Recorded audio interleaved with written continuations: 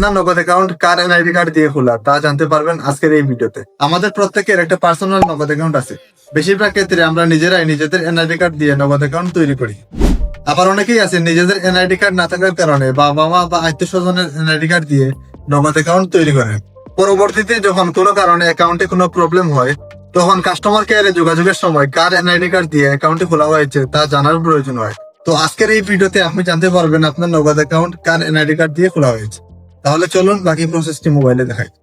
আপনার নগদ অ্যাকাউন্ট কার NID card দিয়ে খোলা তা জানার জন্য আপনি প্রথমে নগদ অ্যাপসে লগ ইন করবেন।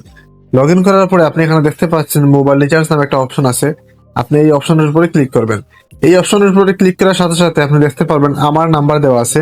এখানের মধ্যে আপনার নামটা থাকবে, অর্থাৎ যার এনআইডি কার্ড দিয়ে আপনি নগদ অ্যাকাউন্ট খুলছেন তার নামটা থাকবে এবং ফোন নাম্বারটা এখানে থাকবে।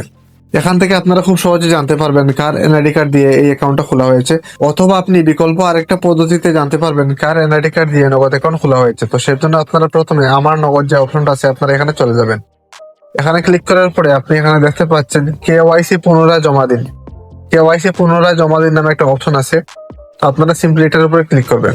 এইটার উপরে ক্লিক করার সাথে সাথে যার এনআইডি কার্ড দিয়ে এই অ্যাকাউন্টটা তৈরি করা হয়েছে তার এনআইডি কার্ডটা কিন্তু এখানে শো করবে। তো এইভাবে কিন্তু আপনারা খুব সহজেই বুঝতে পারবেন কার এনআইডি কার্ড দিয়ে আপনার নগদ অ্যাকাউন্ট তৈরি করা হয়েছে। আমরা অনেকেই হয়তো এই বিষয়টা জানি, কিন্তু যারা নতুন আছেন তারা হয়তো এই বিষয়টা জানেন না, তাদের জন্য আজকের এই ভিডিওটা। তো ভিডিওটি যদি ভালো লাগে তাহলে সবার কাছে শেয়ার করে দিবেন।